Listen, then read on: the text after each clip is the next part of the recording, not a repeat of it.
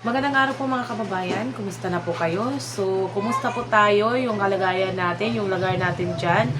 Hindi ba mainit? Kasi dito, sobra po talagang init. Kahit konting galaw mo lang, yung pawis mo, tagaktak. Ito yan o, yung pawis ko.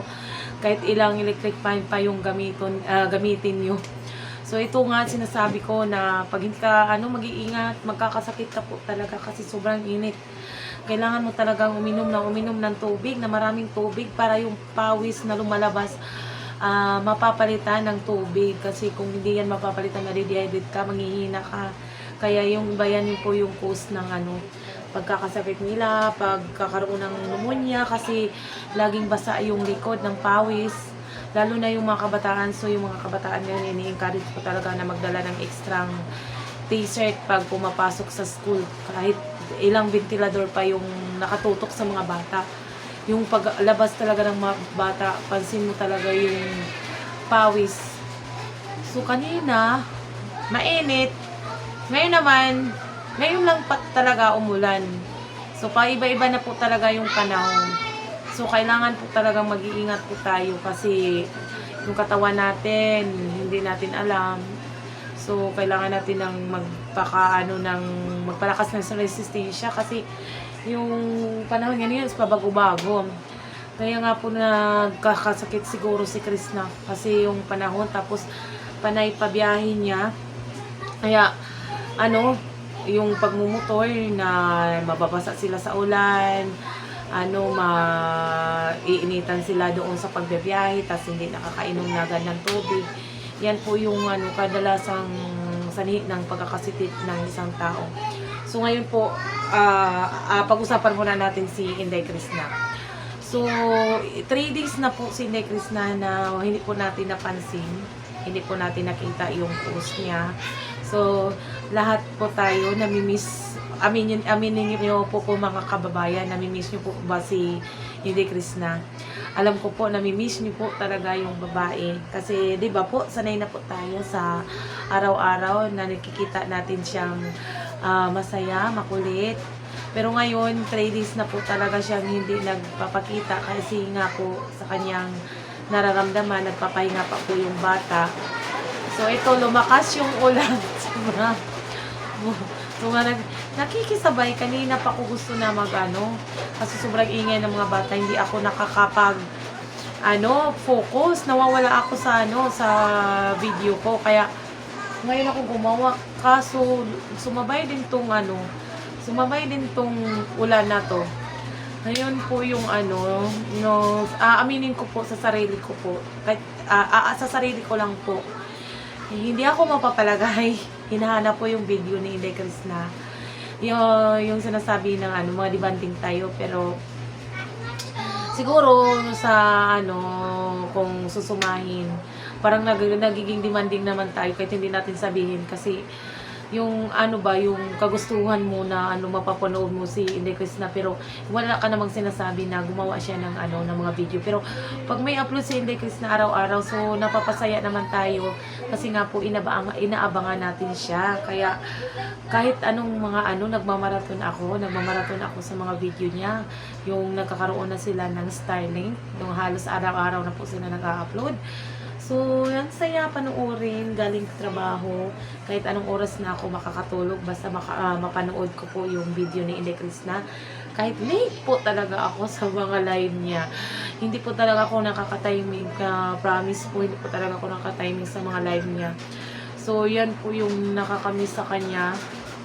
Sana po, okay na po talaga kasi sobra po talaga ako nag-aalala. Alam naman po natin na nagpapa-check up na po si Inday Krishna, pero hindi po tayo sure kung kumusta po yung pagpapa-check up niya, kung umepek ba yung gamot na tinitake niya, kasi wala tayo doon na makita siya mismo.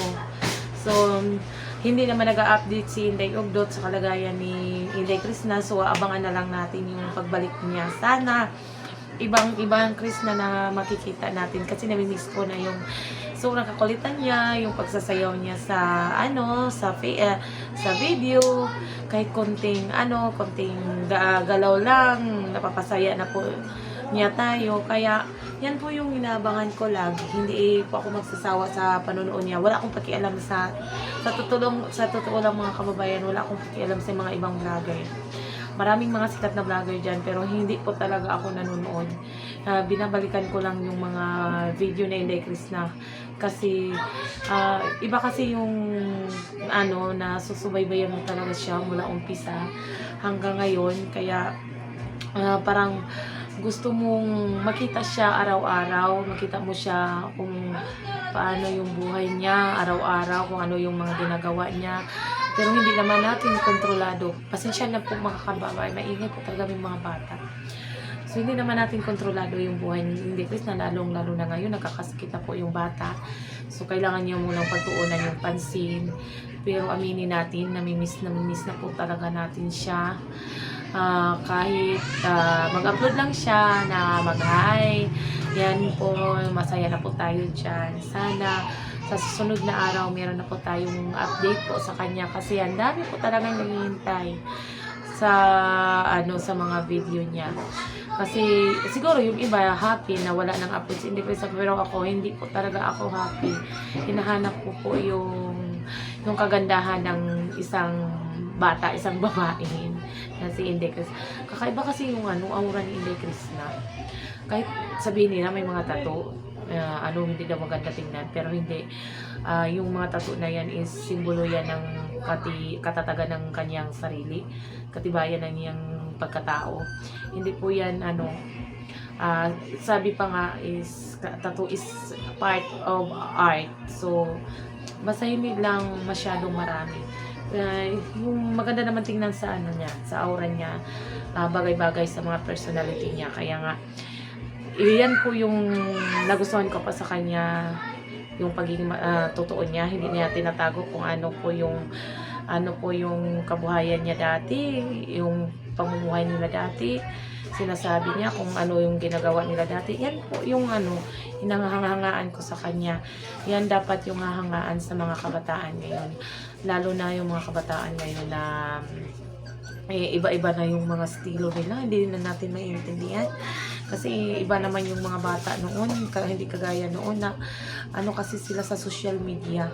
Kaya hindi na sila sanay sa mga para sa mga gawain natin dati, yung mga kahit hindi mabibigat, basta sanay sila sa mga trabaho. Yung mga ibang bata, malalaki na ito, hindi marunong maglaba yan. Alam ko, hindi yan marunong maglaba. Hindi kagaya ni Inday Chris na alam yung kagalawan ng panlalaki. O hindi yan pang-arawan na trabaho sa bukid. Yung nagpapaano ka ng pang-araw-araw na parang yung ginagawa ng pagtatanim ng kakao na kumikita siya 500 per day. So, yan yung mga ginagawa niya dati. Sana po, pagpasensya na po, sobrang ingay ng mga ingay! So, sana po makapag-update na po si Inday Chris na hiniman ngayon. So, mag-aabang lang po kami. Hintayan ka namin, Day. So, huwag kang mag-alala, pagaling ka muna. Basta, pagbalik mo, bonggang-bongga na yung Inday Chris na namin. Malakas na, masigla na.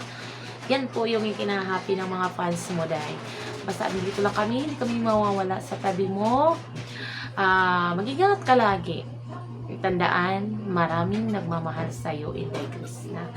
Yan lamang po ang patatandaan mo. Huwag kang magpapadala sa mga ibang tao.